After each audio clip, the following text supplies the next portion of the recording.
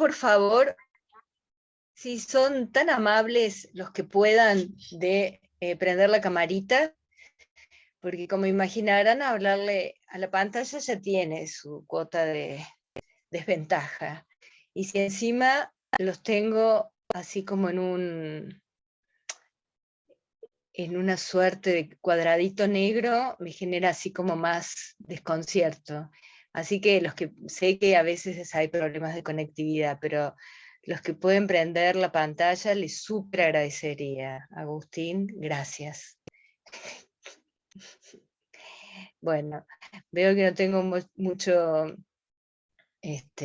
no ha sido muy bien recepcionado mi pedido. Che, bueno, acá me dicen que tiene wifi inestable, yo sé, gracias Manu. Pero bueno, nada, es importante, digamos, por ahí, aunque no les parezca a ustedes, a veces entablar como un ida y vuelta, o por lo menos mirarles las caras y imaginar qué están pensando con lo que les estoy diciendo. Pero bueno, ustedes saben que yo voy a hablar sobre pueblos indígenas, sus derechos y las dificultades en el litigio. Acá veo por ahí, digamos, gente que, ahí lo veo a Mati, que tiene la camarita apagada, que sabe mucho más de litigio que yo, litigio con pueblos indígenas, pero de todas formas mi idea es plantearle algunos temas importantes, relevantes a tener presente, y sí me gustaría que ustedes me interrumpan cuando se les ocurra. Si quieren levantar la mano, levanten la mano. Si no quieren levantar la mano, quieren desmutear, si me quieren interrumpir, también bienvenido sea. No concibo un proceso de aprendizaje vía monólogo, ni me siento cómoda hablando como un loro o lora en este caso, y que no haya un feedback. Así que en serio les digo que cualquier pregunta, por tonta que sea, es bienvenida. Y empiezo por acá. Miren, yo estoy convencida, no solo porque me he dedicado y me dedico a ello, sino porque estamos frente a una escalada de conflictos alrededor de los pueblos indígenas, de que el tema de los pueblos indígenas y sus derechos es extremadamente relevante. Relevante para pensar en un Estado igualitario, relevante por nuestras democracias, relevante para poder pensar en diversidades, en este caso diversidades culturales, relevante para ver qué vamos a hacer con el territorio en Argentina, por ejemplo, que es, digamos, la causa o la fuente de los conflictos más graves actualmente alrededor de los pueblos indígenas. Es relevante por muchas, estas y otras razones. Sin embargo, hay mucho desconocimiento sobre el tema. Y a mí, que en general doy clases sobre precisamente estos tópicos, me toca muchas veces enfrentar algunas preguntas que no se hacen por miedo a quedar mal o a decir son muy básicas. Y lo que yo siempre digo es que en realidad hay una carencia notable en nuestras escuelas de leyes, en las universidades, en formación sobre derechos de pueblos indígenas. Entonces, obviamente que ustedes llegan a estos estadios de formación ya siendo abogados y, digamos, tienen muchas más dudas que otra cosa, porque posiblemente se han recibido de abogados y nunca vieron, nunca jamás el tema de los derechos indígenas. ¿Estoy en lo cierto? Los que me pueden hacer así es Manu y Agustín, que tienen la cámara prendida. Ahí Sí, prende no, no, Lucía, no se ve gracias el Lucía. tema. Por lo menos en grado yo he visto muy al pasar el convenio de la OIT 109, 119 creo, en derechos humanos y nada más.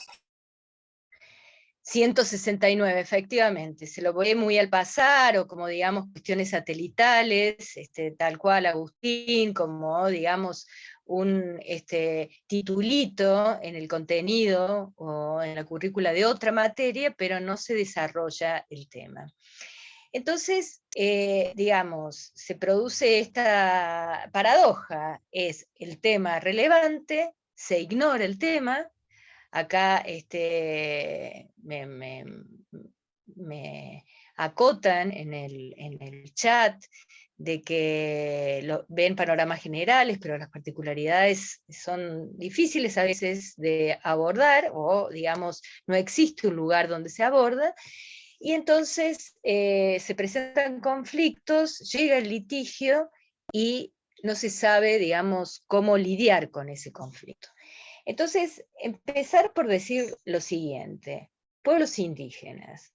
Los pueblos indígenas son sujetos colectivos y sujetos políticos. Y empiezo, digamos, con esto que es muy básico, pero que bueno, que ustedes me dan la razón, que nunca lo vieron, para empezar a introducir que estamos por lidiar con un sujeto que no es un sujeto común en nuestro campo jurídico ni en nuestro imaginario, porque tenemos un sujeto que es colectivo, que ya existía antes de la conquista y la colonización, por eso la preexistencia de los pueblos indígenas en Argentina, que tienen esta dimensión colectiva que nos cuesta tanto de entender, sobre todo para quienes estamos formados dentro de una cultura occidental donde la piedra basal es la individualidad. Entonces, cuando hablamos de dimensión colectiva, más allá de que ya, digamos, han entrado los derechos colectivos por la ventana o por la puerta, más por la ventana, que ya tienen alguna carta de ciudadanía, pero lo cierto es que seguimos pensando en derechos individuales, que bienvenidos sean los derechos individuales. Siempre hago esta aclaración, no estoy hablando en contra de los derechos individuales, pero acá tenemos, digamos, un tipo de derechos que son específicos para pueblos indígenas, que son derechos colectivos y que son también derechos humanos. Las características de los derechos indígenas es que son derechos colectivos y derechos humanos, y que quien los detenta es un sujeto que es colectivo, pueblo indígena, o las comunidades indígenas, que para ya empezar, digamos, a afinar el lenguaje, vendrían a ser como las unidades subpolíticas del pueblo. Hay un pueblo, el pueblo mapuche, y puede haber, digamos, decenas de comunidades dispersas por distintas geografías en Argentina, en la Patagonia, y digamos, y estos sujetos políticos son en general sujetos vulnerabilizados. Y acá sí permítanme decir dos palabras con respecto a sujetos vulnerables. Y entonces, primero que ya hay una dificultad terminológica, y todo lo que yo voy a hablar a lo largo de estas 2 horitas tiene que ver con algo que yo le llamo precisión conceptual, pero no por ponerme exquisita o sofisticada, sino porque es relevante las palabras que utilizamos. Y en ese sentido, uno podría decir que son vulnerables porque tienen un estadio, digamos, de afectación de sus derechos, pero no nacieron de un repollo vulnerable. Entonces me parece que la terminología adecuada es hablar de sujetos vulnerabilizados, porque se han creado las condiciones económicas, políticas, sociales, que los vulnerabilizan. Y entonces, en esto de sujetos vulnerabilizados, se abre como un gran cajón desastre. Entonces, en general la academia, y esto sucede en las facultades de Derecho, en las universidades, ponen en una misma bolsa a un conjunto de sujetos vulnerabilizados, que en general les llaman vulnerables, como si hubieran, digamos, tuvieran, digamos, una condición de vulnerables desde su nacimiento. Entonces ponen en la misma bolsa a les niñes, o las infancias, ponen a adultos mayores, ponen a migrantes, ponen, digamos, a personas con capacidades diferentes, en fin, ponen a un conjunto, mujeres, que son colectivos que posiblemente compartan las condiciones de vulnerabilización, pero que son muy distintas entre sí. Y entonces yo quiero reivindicar desde el minuto 1 de este intercambio esta condición de pueblos, que los hace ser diferentes. Si de diferencias hablamos, los pueblos indígenas son diferentes en cuanto que tienen lenguas distintas, creencias distintas, culturas diferentes, saberes distintos, organizaciones que también son contrastantes con las nuestras, en fin. Por eso hablamos de la diferencia y por eso hablamos de la diversidad. ¿Hasta acá vamos? ¿Lo ven? ¿Lo ven clarito? ¿Tienen alguna preguntita por ahí? Ya saben que los invito así como enfáticamente a que me interrumpan y me preguntan, porque vuelvo a repetir, ninguna pregunta por obvia o por pava que les parezca lo es, porque partimos del cero mismo, o sea, que no conocen nada de esto y no conocen nada de esto en general porque no se enseña esto, porque las facultades de Derecho no tienen, digamos, contenidos específicos sobre derechos indígenas. Entonces, como son sujetos políticos, que a su vez son sujetos vulnerabilizados, entonces, ¿qué necesitamos? Políticas públicas específicas para pueblos indígenas. Pero claro, aquí también hay un gran desfasaje entre los derechos que existen hoy para pueblos indígenas y las políticas públicas que el Estado elabora para poder garantizar, proteger efectivamente estos derechos.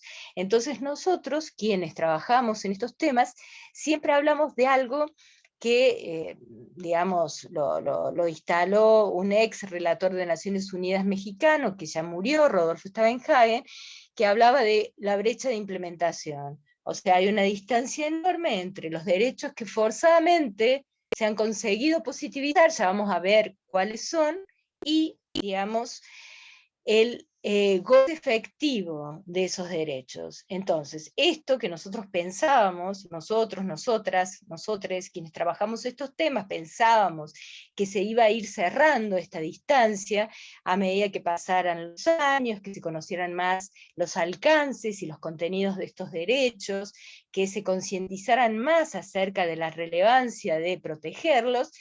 ¿Cuál sería nuestra sorpresa? Que ahora ya no nos sorprende, que estas, digamos, brechas se han ido ensanchando. Y esto no es casualidad, no es desidia, no es ignorancia de los operadores de justicia, no es incomprensión, sino que hoy el partido se juega, voy a usar metáforas futbolísticas para estar a tono con la época, el partido se juega en la cancha de los intereses económicos.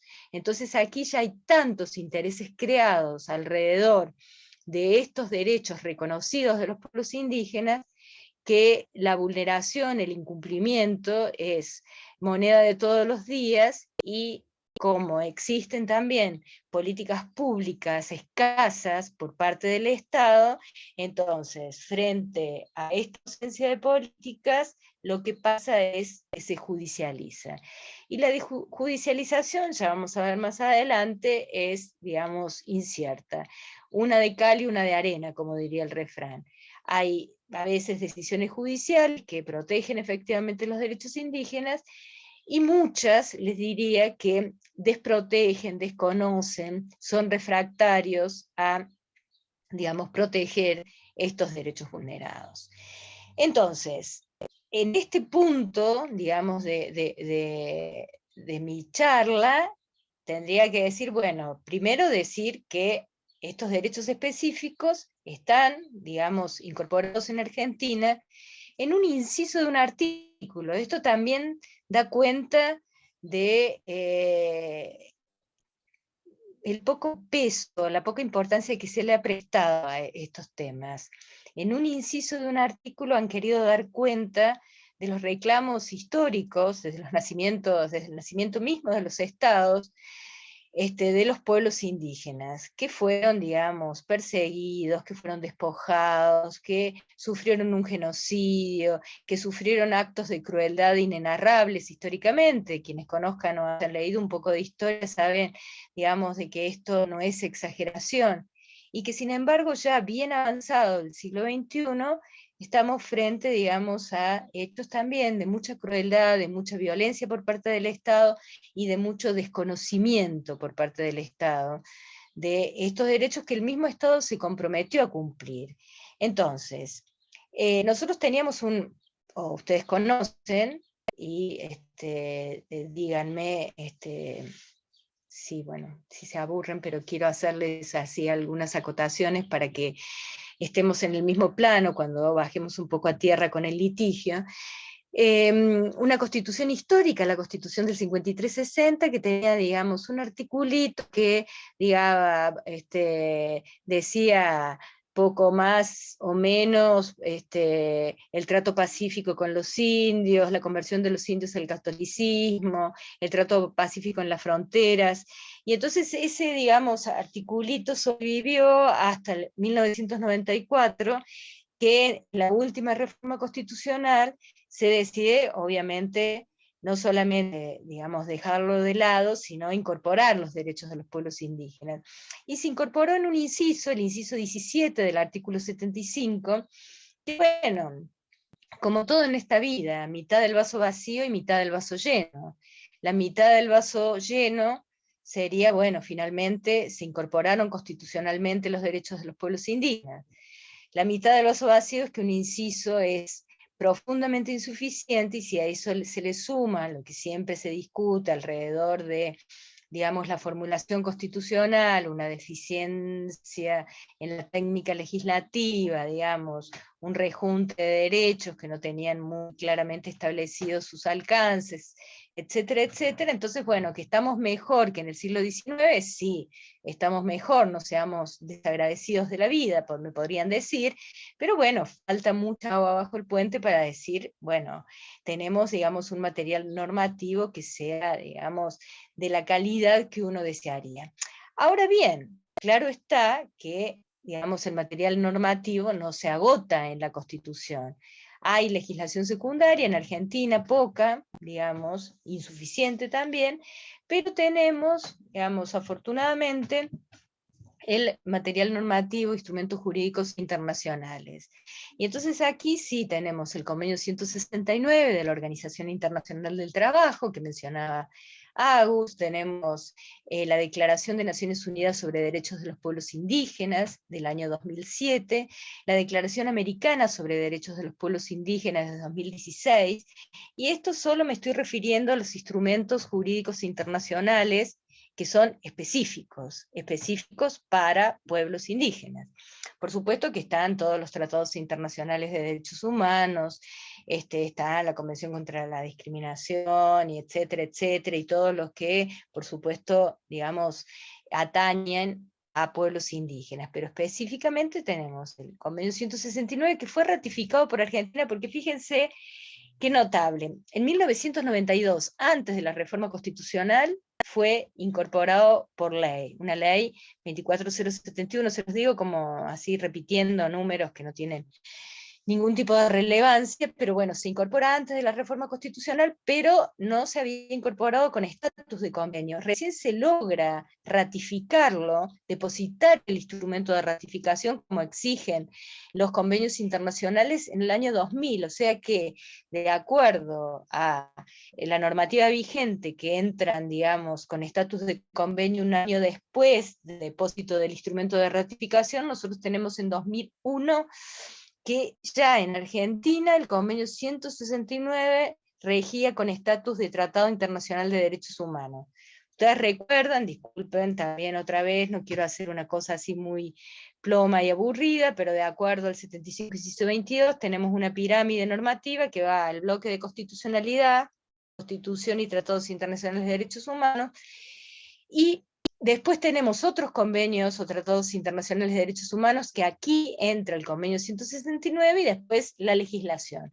O sea que si bien el convenio 169 no está dentro del bloque de constitucionalidad, sí, digamos, es infraconstitucional, pero es superior a la legislación, es supralegal. O sea que ya con el estatus que a la fecha tiene, después de 20 y pico de años, porque ha habido proyectos dando vuelta que pretendían, digamos, subir, ustedes saben que hay un mecanismo para que un tratado internacional de derechos humanos ratificado se suba o se meta dentro del bloque de constitucionalidad. Proyectos que no prosperaron, pero sin embargo a mí no es algo que me quita el sueño. Creo que con el estatus que hoy tiene el convenio 169, ya tenemos, digamos, una herramienta normativa súper potente para poder invocar. Y una herramienta súper potente también en términos de la calidad y la cantidad de derechos que regula. Y digo esto porque es una herramienta de 1989. que insisto, nosotros lo aprobamos por una ley en 1992, lo ratificamos en 2000, pero es una herramienta vieja. Sin embargo, si uno lee el convenio 169 hoy, digamos que asombra, a mí me sigue asombrando porque lo leo de vez en cuando, que digamos como proyección tuvieron aquellos que lo redactaron, porque realmente abarca una enorme cantidad de temas, y aunque, bueno, no tenemos tiempo de dar toda la genealogía del convenio, y es de la OIT, ustedes podrían decirme por qué la Organización Internacional del Trabajo se pone a legislar sobre derechos indígenas, pero lo cierto es que, bueno, que en ese momento y antes, por eso hay todo un caminito recorrido, estaban muy preocupados por el estado de la mano de obra indígena, que era súper, archi, hiper explotada. Y entonces es así que surge un convenio 169 para proteger los derechos laborales de la mano de obra indígena, pero, digamos, sin embargo, digamos, empezó a legislar sobre todo tipo de temas, entre ellos derechos a la tierra, que tiene un capítulo específico, tiene, digamos, derechos a sus instituciones propios, derecho a su espiritualidad, derecho a su medicina ancestral, tiene, digamos, pero un abanico enorme de derechos, con, digamos, un agregado que es súper, súper importante y que lo hace también un instrumento muy potente, que es el derecho a la consulta y al consentimiento previo, libre e informado. ¿Qué es la consulta, digamos? Bueno, podríamos dar varias clases alrededor de la consulta. Para el día de hoy basta decirles o compartir que cualquier medida administrativa o legislativa, así lo dice el convenio 169, que afecte, impacte en los pueblos indígenas, debe ser consultada. Y acá el convenio hace algo que es muy interesante, porque en realidad posiciona a los pueblos indígenas, es un derecho político, como una participación jerarquizada, que en realidad los posiciona como interlocutores colectivos tan relevantes que hay determinados temas que les va a afectar y entonces les tiene que preguntar. Esto, por supuesto, ha, digamos, generado muchísimo debate en toda América Latina, muchísima literatura alrededor de este derecho, y, por supuesto, como no podía ser de otra manera, es uno de los derechos que, junto con los derechos territoriales, debe ser más recurrentemente vulnerado. En Argentina, salvo algún hito ejemplo que uno puede encontrar por ahí, es un derecho que prácticamente, digamos, no se ejerce. Preguntas, sean buenos. Estamos viernes, es siesta, yo sé que estamos todos cansados, hace calor, según, donde yo estoy no hace mucho, pero de todas formas, como no quiero que se duerman, y como seguramente tienen preguntas para hacerme, intentemos dialogar. Es gracioso, digo, intentemos dialogar cuando el núcleo, el carozo de estos temas de pueblos indígenas es el diálogo, y esto es construir instituciones políticas que, bueno, que en donde podamos, digamos, intercambiar impresiones, ¿no? Indígenas, no indígenas. Esto es gran parte del desafío que tenemos. Pero pregúntenme cosas, cualquiera. ¿No les surgen dudas? ¿Todo clarito como el agua? Sí. Para esa consulta, me dice Gabriela, ¿quién es el interlocutor por la comunidad? Bueno, justamente ese es uno de los grandes temas, y por eso les decía que, bueno, que el derecho a la consulta tiene muchas aristas y que se ha escrito mucho alrededor de esto. Las organizaciones indígenas reclaman que sean ellas las consultadas. Muchos reclaman que sean las comunidades de base directamente. Lo que pasa es que no es soplar y hacer botellas, porque imagínense, digamos, alguna cuestión que les impacte directamente. Por darles un ejemplo, seguramente muchas, a veces, para mí es importante usar el inclusivo, a veces no lo uso porque generacionalmente, esto es una nota no me surge fluidamente. Entonces cuando no lo uso no es porque no crea que sea importante, sino porque no me sale, y entonces lo pienso y me voy de la idea. Volviendo a... primero, no es como las audiencias públicas, y eso está bueno que me lo digas, Gabriela, en el chat, porque, y tampoco debería ser una formalidad. O sea, No es una audiencia pública porque la audiencia pública es una forma de participación que tenemos todas y todes y todos. Entonces, indígenas y no indígenas. La consulta es un derecho específico para pueblos indígenas, que tiene que tener un conjunto de requisitos. Y bueno, uno de los grandes temas es esto, a quién se consulta, pero les quería poner como ejemplo precisamente la discusión sobre la unificación del Código Civil y Comercial. Estoy segura que muchos se acuerdan de esta discusión, cuando uno de los temas más complicados, más complejos, más debatidos fue el título que regulaba los derechos territoriales de los pueblos indígenas. Yo creo que el tema de indígenas y el tema de familias fueron los dos temas más discutidos alrededor del proyecto de Código Civil. Tan es así que se abrieron audiencias públicas, de acuerdo a como decía Gaby, en el Congreso, porque cada uno se expresara, pero nosotros, quienes acompañamos a los pueblos indígenas en la lucha por sus derechos, abogados y otros sectores, y las propias organizaciones indígenas, los propios referentes indígenas, dijeron, momento, que la audiencia pública no es consulta, y entonces nos tienen que hacer la consulta, que uno de los temas de debate no era, o sea, era por una parte lo más regulado que estaba, los derechos territoriales en el Código Civil, que en realidad pareció un título más bien hecho con las patas que con las manos, siempre lo digo, porque realmente era, digamos, un título muy desafortunada, sino que no se los había consultado. Y si hay algo que impacta en los pueblos indígenas, algo que dice el Convenio 169, cualquier medida administrativa o legislativa que afecta a los pueblos indígenas, es un código que regula el derecho territorial de los pueblos indígenas. Por lo cual, por eso, y acá me dicen en el chat, yo estoy tratando de leer lo que me van diciendo, y si quieren interrumpirme y decirlo a viva voz también, me dicen hay un artículo híbrido el 18. Más que híbrido, es un artículo que con el quilombo que se armó, lo digo poco académicamente, alrededor de este proyecto, del contenido del proyecto, fue dejar un articulito, el 18, que remite a una ley especial de propiedad comunitaria indígena para regular la letra chica de la propiedad comunitaria indígena. Algo que no se hizo y que probablemente, digamos, se tendrían que alinear todos los planetas del universo para que en el Congreso se pusieran de acuerdo para debatir un proyecto de propiedad comunitaria indígena.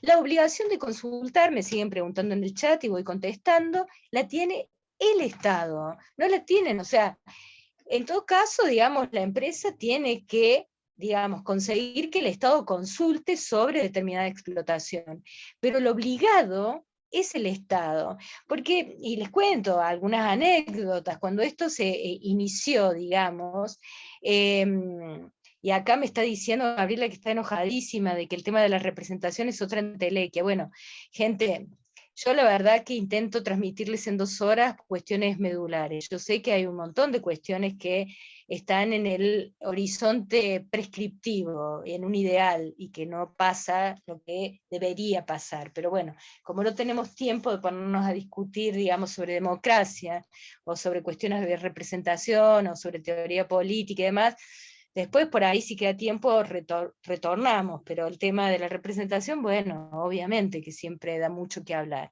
Pero les quería comentar que cuando empezó, digamos, a estar vigente el convenio 169, por ejemplo, en Colombia, el Estado colombiano dijo, yo no tengo un mango para organizar procesos de consulta. Y entonces las empresas dijeron, ay, pero nosotros estamos explotando y ahora el convenio nos obliga a tener, digamos, este proceso cumplido. Tenemos que consultar a las comunidades. Nosotros ponemos el dinero, los recursos para, digamos, llevar adelante el proceso de consulta. Y ahí todos dijimos, bueno, a ver, esto están distorsionando lo que está incorporado en el convenio, porque acá hay un conflicto de intereses, la empresa tiene interés en que la consulta sea, digamos, el resultado positivo. Entonces, digamos, no puede, digamos, la empresa poner los recursos. El que se obliga a través de la ratificación del convenio es el Estado, y el Estado es el que está obligado a llevar adelante el proceso de consulta, algo que, digamos, no organiza, y que les decía, es extremadamente complejo porque si yo tengo, digamos, como una medida de alcance nacional, como puede ser la regulación dentro de un código civil que tiene alcance nacional del el derecho a la propiedad comunitaria indígena, bueno, tengo que consultar las comunidades desde La Quiaca hasta Ushuaia. O sea, tengo que consultar en todos lados, y esto es un proceso que requiere, digamos, de mucha logística, más allá de que está, digamos, en debate esto de a quién consultamos, a las organizaciones, a las comunidades de base, cuando existe, y Gabriela tiene razón desde ya, este problemita con la representación. Las organizaciones indígenas representan o no a las comunidades, a veces sí, a veces no, como pasa también en nuestro mundo occidental. Entonces esto, digamos, es algo que sigue en ebullición, más allá de que, insisto, el Estado tampoco muestra demasiada iniciativa o demasiado interés en honrar o respetar el derecho a la consulta. Entonces, ¿cuál es el estado de situación hoy en Argentina? Digamos así también. Estoy haciendo todo como trazos gruesos. Cada cosa que les voy diciendo es algo para debatir, para reflexionar, para intercambiar. Todo esto es, digamos, en permanente construcción, página en permanente construcción, pero es cierto, son temas que están en permanente debate. El estado de situación hoy en Argentina es, por una parte, digamos, un racismo y discriminación que está, digamos, que nunca se fue, que siempre existió y que hace, digamos, como picos, eclosiona.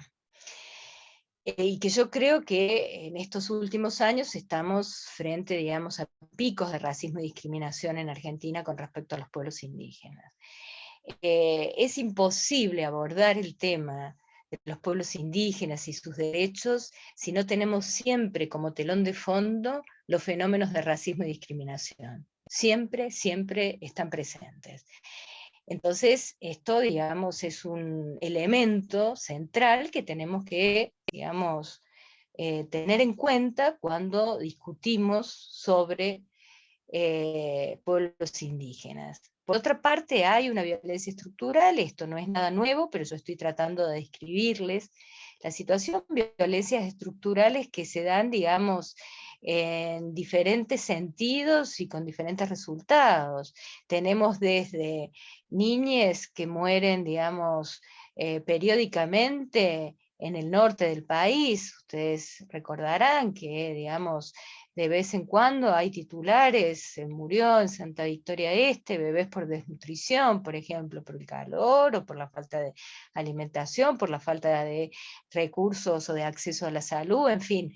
Tenemos violencias estructurales de muchos tipos. Tenemos violencia policial, tenemos persecución, tenemos estigmatización permanente, tenemos un problema de criminalización que no podemos desconocer hoy en Argentina y que va directamente a las comunidades indígenas.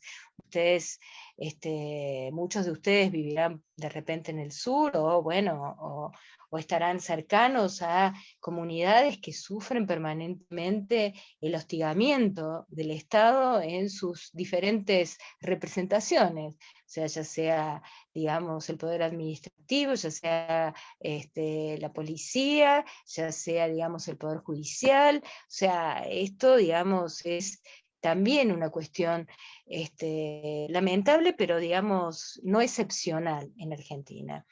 Tenemos una notable, digamos, ausencia de políticas públicas, algo que les digo desde los primeros minutos de esta charla. O sea, nosotros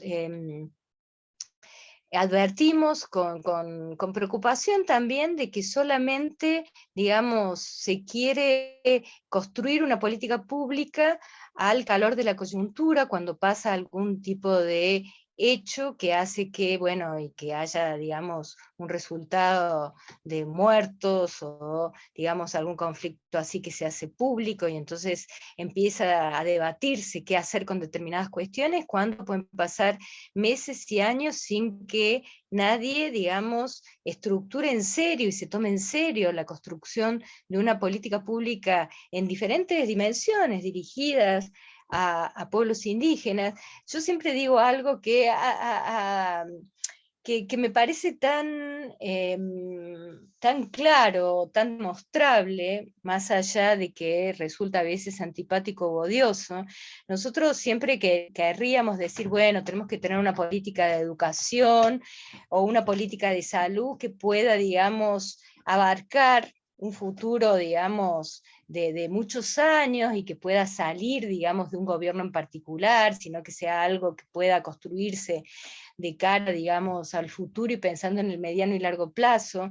Y nunca podemos tener ni una política económica, ni una política de salud, ni una política, digamos, en educación, porque, bueno, cambia la gestión de gobierno, cambian las políticas o no, pero bueno, pero es difícil sostener, digamos, como una línea.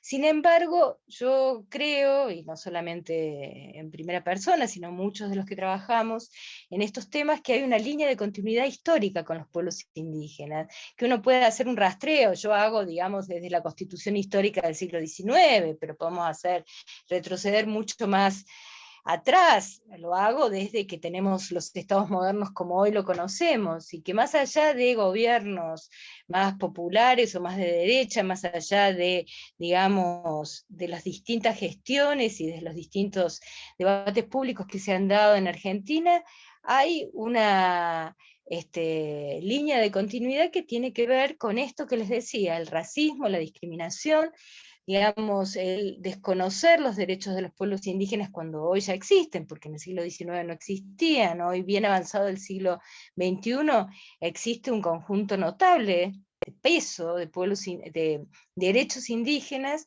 y sin embargo existe otra vez, o sea, y con mucha virulencia, la misma exclusión, el mismo, digamos, la misma sospecha, la misma estigmatización. En el sur se habla de mapuches terroristas, por ejemplo, y esto no es casual, sino que está, digamos, va de la mano con, digamos, análisis que podemos estar toda la tarde. Acá Cecilia observa en el chat el uso del derecho como instrumento de dominación. Bueno, estas son cuestiones que dan mucha tela para cortar y que muchas veces no podemos escaparnos de estas realidades, ¿no? De cómo se utiliza o se mal utiliza el derecho. Pero lo cierto es que tenemos un estado de situación que es muy desfavorable para los pueblos indígenas, y con una judicialización cuyo producto, esto es sentencias judiciales, decisiones judiciales, son muy ambivalentes. Les decía, si bien uno podría decir hay una de cal y una de arena, yo les diría que hay, digamos, algunas decisiones que son protectoras, sí, tenemos, digamos, en la jurisprudencia, pero hay muchas decisiones y lamentablemente hay veces que las decisiones judiciales, ustedes saben que acompañan las movidas políticas, y entonces muchas decisiones que ya tienen claramente una bajada de línea política para no reconocer derechos. Y entonces es muy difícil litigar en estas condiciones, cuando se sabe que, digamos, los operadores de justicia son hostiles, y cuando se sabe que más allá de que uno tiene letra o que tiene argumentos para invocar, para proteger esos derechos, desde el otro lado del mostrador, la resistencia va a ser notable, o, digamos, en esto de que uno puede interpretar y darle un contenido muy variable a la misma normativa, pueden hacer, digamos, decir a las leyes cosas que no dicen, o interpretaciones que son totalmente funcionales al poder político de turno. ¿Quiere alguien en este momento preguntar u observar o reflexionar o introducir algún comentario? Y yo voy tomando agüita.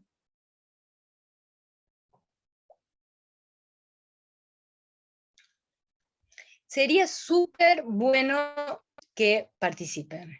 Les digo, porque si no es un embole escucharme a mí 2 horas.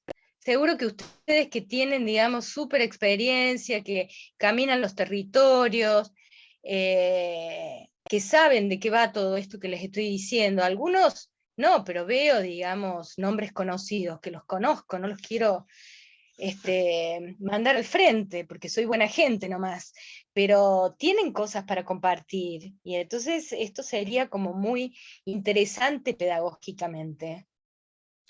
Sí, en mi lugar, la verdad que todo lo que decís lo estoy comparando con un montón de casos de la realidad. Tiene mucha correspondencia todo lo que decís con casos concretos que me tocó ver, el asesinato de don Javier Chocobar en Tucumán, ver cómo las causas penales cuando se criminaliza la lucha indígena avanzan rapidísimo y una acción civil es casi imposible, con las pocas también herramientas, como vos mencionabas, legales que tenemos. Y bueno, y decir también como contraparte del uso del derecho como instrumento de dominación, que para mí es algo histórico, por suerte venimos avivándonos varios y vemos en el derecho una herramienta de cambio social, ¿no? Uno basado en la plena vigencia de los derechos de los pueblos. Y lo que quería compartir acá era que en Santa Cruz, ahora yo estoy en la provincia de Santa Cruz, se está llevando un proceso de consulta porque se están por construir 2 mega represas sobre el río Santa Cruz, algo que la sociedad entera de las localidades más afectadas por esto se niegan rotundamente en las audiencias públicas. La ciudadanía por unanimidad dijo no, y lo mismo no fue oído, y iniciaron un amparo, se inició un amparo de una comunidad de la Lofa en Mapu, en Puerto Santa Cruz, para que se frenen las obras, pues no habían sido consultados, y además en medio de las obras todo el tiempo se encuentran objetos y restos ancestrales que los ponen en container, y no se sabe las empresas chinas que están a cargo qué van a hacer con los restos. Bueno, y ahora también se está negociando eso. Les ofrecieron hacer museos, ahora hay una de tendencia que tiene una nueva corriente, varias comunidades de acá que no quieren más museos, entonces bueno, hay todo un debate. Pero es interesante porque el primero que lo inició una comunidad directamente afectada, pero el juzgado federal dijo que bueno, que se lleve el proceso de consulta y con las 14 comunidades indígenas que existen en la provincia de Santa Cruz. Entonces hicieron venir a todas desde acá, las distancias son enormes, y están participando de una mesa de consulta que ya lleva varios años, y las obras nunca se detuvieron, y tenemos el antecedente, varios de la Corte Interamericana que dicen que cuando son de gran envergadura se deben frenar si no hay consentimiento, y vienen diciendo no, no, iguales siguen en el proceso de consulta. La que debía ser previa, ya las obras comenzaron como en 2014, estamos en 2022 y sigue. Eso como para los que estén interesados en el derecho de consulta, que tengan un ojo acá en Santa Cruz, y si quieren darme una mano también, bienvenidos sean. Gracias, Ceci, por tu intervención, porque la verdad que Santa Cruz debe ser uno de los pocos ejemplos que, digamos, más allá de todos los vaivenes y de los años que llevan, ya, digamos, estas mesas de consulta, se está llevando adelante el proceso. Y también, digamos, es interesante señalar justamente la complejidad. Yo siempre lo digo también, digamos, como una broma, pero bastante en serio, de que si hoy me dicen, mira, porque discute mucho acerca de las bondades de tener una ley de consulta. Y entonces solamente ahora tenemos el convenio 169, no existe una ley de consulta. Y, y entonces si me dicen, Silvina, mira, tenemos los votos en el Congreso, vos está todo, digamos, como súper cocinado y vos hacés la mejor ley de consulta posible que te la votamos, yo me largo a llorar. La verdad que es muy difícil hacer una ley de consulta porque todo depende de qué se consulta, es muy diferente también de contexto en contexto, es, digamos, realmente el derecho a la consulta adquiere, digamos, para que sea en serio, para que no sea una puesta en escena, digamos, requiere de un diálogo abierto y de procesos de negociación que son muy ríspidos, y con algo que vos decías, Ceci, y que también es tal cual. Nosotros, más allá de que tenemos en Argentina jurisprudencia que les decía ambivalente, tenemos, digamos, como fuente la jurisprudencia de la Corte Interamericana de Derechos Humanos. Más allá de Fontevecchia, y no me voy a poner en ese rollo, pero sí, digamos, hay acuerdo de que es fuente de derecho a las sentencias de la Corte. Y la Corte tiene, digamos, no tiene tantísimos casos, pero tiene, digamos, ya a esta altura del partido un par de docenas, y sobre lo que más ha fallado es sobre propiedad comunitaria indígena, que la Corte le llama propiedad comunal, y sobre derecho a la consulta y consentimiento previo, libre e informado. Y efectivamente, en leading case, que fue Saramacca versus Surinam de 2007, la Corte dijo que en megaproyectos de desarrollo de alto impacto, que es el caso de las represas, que era un caso de represa, dicho sea de paso en Saramacca, sí o sí se requiere el consentimiento previo, libre e informado. Entonces, la consulta es una cosa, pero el consentimiento es luz verde. Si no hay luz verde de las comunidades, no se puede avanzar. Y esto imagínense en las cuestiones que hoy se disputa, que son proyectos extractivos, hidrocarburíferos, megaminería, litio, etcétera, etcétera, son todos megaproyectos de desarrollo de gran impacto, con lo cual todos deberían contar con el consentimiento previo, libre e informado para avanzar.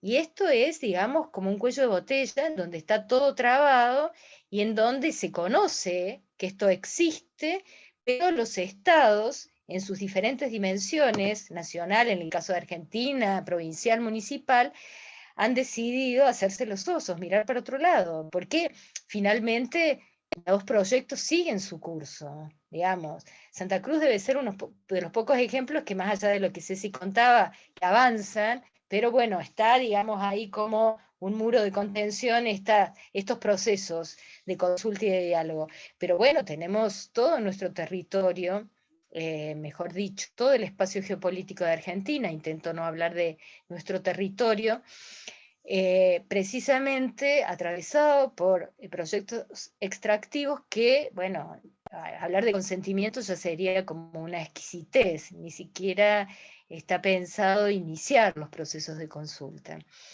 Entonces, sin embargo, y como acá Gabriela mencionaba por ahí que decía Gramsci Dicit, que en realidad, obviamente, no quiero ser pesimista, aunque bueno, soy bastante escéptica, pero sí pongamos el optimismo de la voluntad, porque si no, no estaríamos un viernes a la tarde conversando de estos temas. Yo creo, digamos, que podemos revertir el curso de la historia, pero bueno, son procesos de muy, muy largo aliento, pero también creo en la lucha jurídica, más allá de lo insuficiente que es como tal. Entonces, yo creo que hay que, digamos, litigar, y que creo que este espacio, y ustedes, que son abogadas, abogados, abogades de causas populares, creo que bueno, que el derecho nos da herramientas para pensar en cómo, al menos, digamos, como un mosquito que zumba, zumba, zumba, zumba, molestar lo suficiente para hacer ruido y para, digamos, golpear en algunos puntos neurálgicos. Pero a mí me parece que antes de pensar en cómo litigar, que era un poco esto que nos convoca, porque uno podría...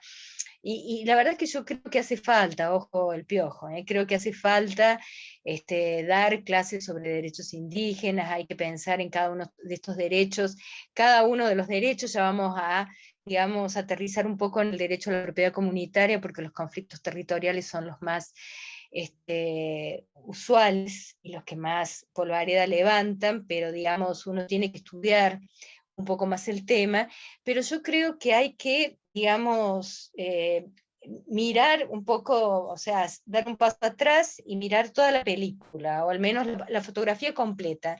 A mí siempre me interesa que el árbol no tape el bosque, y que ustedes puedan visualizar cómo, digamos, un derecho tiene que ver con el otro. Acá, digamos, tenemos en los derechos indígenas y también en el litigio cómo se da la interdependencia de derechos.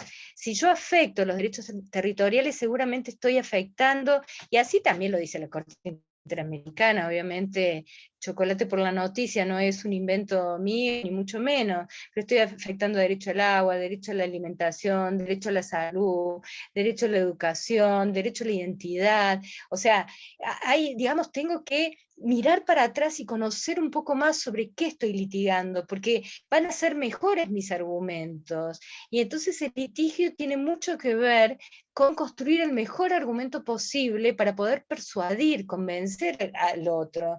Entonces, yo creo que tenemos que tener en cuenta toda la paleta de derechos que existen hoy para poder, digamos, vincularlos. Y por otra parte, usar esta tarea hermenéutica que es inescindible del fenómeno normativo. En otras palabras, siempre uno está interpretando las normas. O sea, esto es parte porque las normas son elaboradas como el lenguaje natural, lenguaje abierto, el lenguaje que siempre da pie a que habrá querido decir esto, habrá querido decir la otra.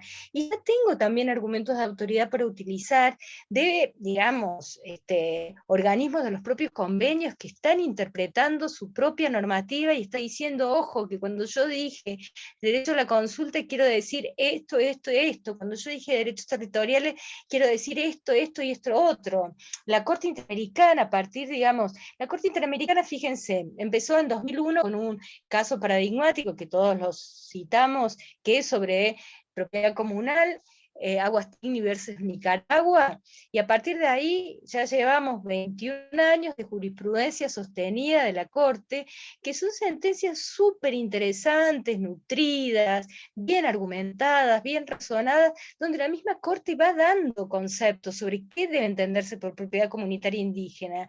Entonces no lo dice Gabriela, Graciela, Cecilia o Agustín, ni Silvina, lo dice la Corte Interamericana, y esto, digamos, como que es muy importante, eso, no litigar solo con argumentos dogmáticos, o solamente invocando, digamos, el articulito, el inciso del artículo de la Constitución, cuando yo tengo un marco normativo mucho más abarcativo, mucho más comprensivo, tengo, digamos, letra, ya hay mucha literatura, y tengo letra de cada uno de estos derechos, y trabajar con la interdependencia de derechos, porque esto no es, digamos, una cuestión, un conejo que uno se saca de la galera, sino que efectivamente en el tema de pueblos indígenas, la afectación de un derecho significa la afectación de una multiplicidad de derechos, y en ese sentido, digo, creo que hay que invocarlos. Entonces, cuando yo digo, bueno, hagan el esfuerzo, si les toca un caso de pueblos indígenas, de dar un paso para atrás y mirar toda la película, es ver todo lo que está involucrado, no irse enseguida al artículo normativo, sino tratar de entender cuál es la afectación para poder expresarla de la mejor manera posible en, digamos, un escrito de defensa. Y entonces a mí cuando yo pensaba, digamos, estas clases, yo les voy a confesar algo, y muchos de unos compañeros que están por aquí, que me conocen, lo saben. Yo no litigo, pero yo, digamos, como que soy, bueno, profe, y me dedico a enseñar sobre derechos de los pueblos indígenas, como que mi aporte, digamos, o mi trabajo tiene que ver con construir argumentos para, o pensar los mejores argumentos para poder después ser bajados a tierra, eventualmente en una disputa judicial. Y cuando yo estaba pensando qué compartir con ustedes esta tarde, y qué les resulta atractivo finalmente, cuando yo tengo que dar, qué sé yo, estas clases en una maestría, bueno, yo ya sé el alumne qué quiere, o qué está pensando, qué expectativa tiene. Cuando yo estoy charlando con ustedes, gente que tiene experiencia, que ya litiga, que viene de distintos palos, que es un auditorio heterogéneo, que no los conozco y que los voy a hablar hoy y después ya no nos vamos a ver más o nos cruzaremos en otros espacios, la pregunta es, ¿qué les interesa a ustedes para que podamos conversar? Más allá de todo lo que les estoy diciendo acerca de los pueblos indígenas. Y yo creo que un poco el centro, digamos, de todo esto tiene que ver con cómo litigar. Y, digamos, cuáles son los problemas que presentan los pueblos indígenas, los problemas jurídicos que se pueden presentar, y cuáles pueden ser las potenciales soluciones. Entonces siempre, o sea, al menos así yo me lo imagino, es, digamos, hoy, en nuestro escenario jurídico en Argentina, digamos, qué es lo que se está poniendo en juego, qué es lo que se está debatiendo, qué es lo que está, digamos, como socavando la credibilidad de los derechos de los pueblos indígenas, para cuando a mí me toque litigar sobre un caso de pueblos indígenas, yo tenga las herramientas o los instrumentos para poder, digamos, ponerlo en el guiso, o sea, donde yo pueda decir, miren, esto, digamos, estoy pidiendo esto por este argumento y este argumento. Esta es un poco la idea que yo tengo para compartir con ustedes. ¿Alguien quiere preguntarme algo, decir algo, antes que sigamos avanzando? Porque a mí me parece que si yo hablo como loro, que podría estar horas hablando como loro, los voy a aburrir y bueno, y va a ser poco productivo, por eso insisto tanto en el intercambio. Acá Mati dice que el principal problema de los que litigamos son los operadores de justicia, su desconocimiento. Bueno, acá hay una cuestión. Yo no sé, Mati, si es desconocimiento o ignorancia, porque uno a veces tiene esta tentación, que también lo he aprendido, de decir son vagos, son tontos, son malos, y la verdad es que no sé si pueden ser todo esto, no digo que no, pero también creo que hay, digamos, como un interés creado. O sea, que con esto estamos luchando, porque el desconocimiento se supera con conocimiento, y esto que es algo que vos decís, bueno, chocolate por la noticia, pero uno puede acercar argumentos. Si es solo desconocimiento, alguien se puede querer ilustrar, alguien puede querer, digamos, como profundizar, a ver cómo es esto, y entonces yo creo que ahora, digamos, el peor enemigo del litigio sobre estos temas es el rechazo a reconocer los derechos, no porque no sepan que existen. A lo mejor puede haber, digamos, un debate acerca de cuáles son los límites de ese derecho, cuáles son los alcances, cómo debe ser interpretado, pero yo creo que acá, digamos, está pesando el elemento político, yo creo, en el litigio, y esto es algo con lo que tenemos que, digamos, jugar o tener presente. Yo no sé si estás de acuerdo, Matías, con esto que digo, pero a mí me parece que, insisto, si fuera solamente una cuestión de ignorancia, bueno, acrecentemos las capacitaciones. Y nosotros, recuerdo que cuando se ratificó el 169, que entraba en vigencia en julio de 2001, nosotros dijimos, bueno, ahora vamos a empezar con cursos de capacitación, y entonces la cuestión se va a resolver cuando a mayor cantidad de operadores de justicia capacitados, mayor posibilidad de que en el litigio reconozcan que esos derechos están positivizados, que están vigentes, que tienen fuerza normativa, y en ese sentido me van a tener que dar la razón. Y la sorpresa, que después mutó, digamos, a una, digamos, a volver a reflexionar y a volver a debatir qué estaba pasando, fue que pasaron 20 años, y entonces, ¿cómo se puede decir que hay desconocimiento o ignorancia? Sino que, en realidad, creo que hay una decisión también de no, digamos, abrir las puertas al reconocimiento de estos derechos indígenas. ¿Qué piensan acerca de esto? Vos, Mati, que lanzaste la piedra, ¿qué pensás de esto que digo? No, yo estoy de acuerdo con vos, Silvi. El tema es que, ¿me escuchás? ¿Me escuchan? Sí, te escucho, te escuchamos. El tema empieza con el desconocimiento desde los programas de estudio de las universidades.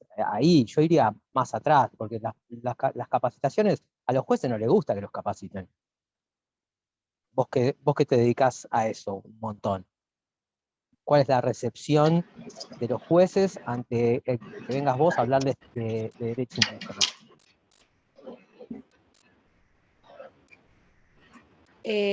Se te corta un poco, no sé si soy yo o es tu internet, pero en realidad, digamos, más allá del gusto, de que se los capacite o no, también tienen obligaciones. Es como un montón de materias. Digo, no es solamente con pueblos indígenas que se tienen que capacitar. Hay un montón de cuestiones que van transformándose, que van cambiando y que tienen que ponerse un chip para aprender cosas nuevas. Entonces a mí me parece que, digamos, y que de hecho, bueno, tienen que ir, digamos, haciendo cursos, actualizándose, pero yo creo que con el tema indígena, más allá de que pueda haber esta resistencia, que los jueces creen que se la saben todas, y entonces que venga alguien a decirle, mire, las cosas no son como usted piensa, sino que son así, asá, asá, puede no gustarle, pero es cierto de que hay ahora, digamos, como un atrincherarse en alguna, digamos, estado de situación que tiene como bajada de línea el desconocimiento de los derechos indígenas. Los derechos indígenas no existen, o si existen, no son como se los reivindica. En otras palabras, si yo me tengo que, digamos, marcar algunos hitos de discusión contemporánea de los últimos días, las últimas semanas en Argentina, con lo que pasó en el sur, con el conflicto, digamos, de la comunidad en el lago Mascati, con, digamos, mujeres mapuche detenidas con niñes, una que tuvo que parir, digamos, con un policía al lado. O sea, estamos hablando de cuestiones que son increíbles, increíbles, digo, que a mí me siguen asombrando, yo que me dedico a esto, cómo puede la violencia institucional ir increyendo. O sea, es como que si me hubieran dicho hace 2 meses, che, van a hacer parir una mujer, digamos, con una policía al lado, les hubiera dicho, no, esto es una exageración. Y pasó. Y ahora están en prisión domiciliaria y están vulnerando muchísimos derechos humanos fundamentales, y esto está pasando hoy en Argentina. Pero hay, digamos, como núcleos de discusión que hay argumentos para rebatir, y que yo distinguí, capaz que usted, o Mati, o Sebas, o quien esté por ahí, me puede, digamos, tirar letra también para, digamos, discutir entre todos. Por ejemplo, el hecho de la preexistencia. El artículo 75, inciso 17, habla de que, digamos, reconoce la preexistencia de los pueblos indígenas en Argentina. Entonces, la cuestión que se debate, y sobre todo se debate mucho en el sur, es que en realidad los que preexisten deberían ser, en el mejor de los casos, los tehuelche, por ejemplo. Se discute que los mapuche no son, digamos, preexistentes a Argentina, que aparte es un argumento absolutamente delirado. ¿Y por qué yo vuelvo a esto que les decía hace 5 minutos? Que tienen que conocer más la fotografía o la película completa, y no solamente, digamos, la cuestión jurídica, porque esto tiene, digamos, como un plus antropológico, político. Mal, digamos, podrían ser argentinos o chilenos si antes los estados no existían de esta manera, si las fronteras son absolutamente convencionales. Entonces, si yo digo que preexistían, era antes de que existieran los estados como hoy lo conocemos. Y uno de los argumentos que en general se esgrime para desconocer los derechos de ciertas comunidades mapuche, es decir, no preexisten, porque en realidad aquí estaban los tehuelches, no los mapuche.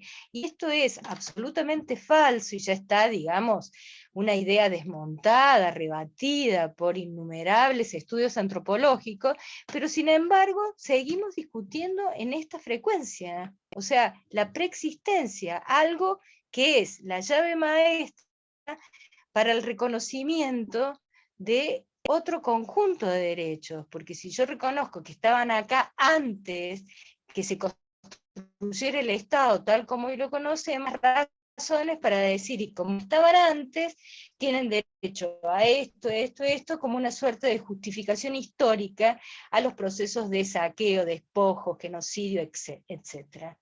¿Estamos hasta acá? ¿Lo ven? ¿Alguien quiere decir algo? Yo mientras voy leyendo en el chat lo que me van poniendo. Yo coincido con vos en que no hay desconocimiento de los jueces, para mí falta de voluntad. Los jueces, la mayoría y juezas están acostumbrados a verle códigos, y cuando uno le sale con la Constitución, con los Tratado de Derechos Humanos les cuesta un montón. Cuando lo ven, supongamos que alguno desconocía, tampoco lo quieren aplicar, no tienen ganas. A mí jueces me llegaron a discutir, pero el Código Procesal me lo impide, pero si miramos un poco más arriba está la Constitución y te lo permite, y no quiere. Incluso un juez de Cámara Federal llegó a decir también, acá no se va a debatir ninguna cuestión indígena, porque para mí no existen en la provincia de Tucumán. Entonces, y quitó una medida cautelar de protección que era justamente que terminó con el asesinato de Javier Chocobar. Y después, por otro lado, pienso eso, que hay falta de voluntad, y esta es una opinión mía subjetiva basada en nada, que pienso que este racismo, esta cuestión cultural en el país, para las personas occidentales que habitamos, hace también que no quieran, que los operadores jurídicos no tengan ganas de aplicar el derecho que realmente los ampara, que es el derecho indígena, ni respetar. Y también pensaba con lo último que decías, que más allá de la discusión mapuches, tehuelches, que me parece hasta súper cruel de que desde el Estado argentino lo pongan, está la ancestralidad que no hay con qué rebatirla, ¿no? Y que le debe brindar el Estado protección.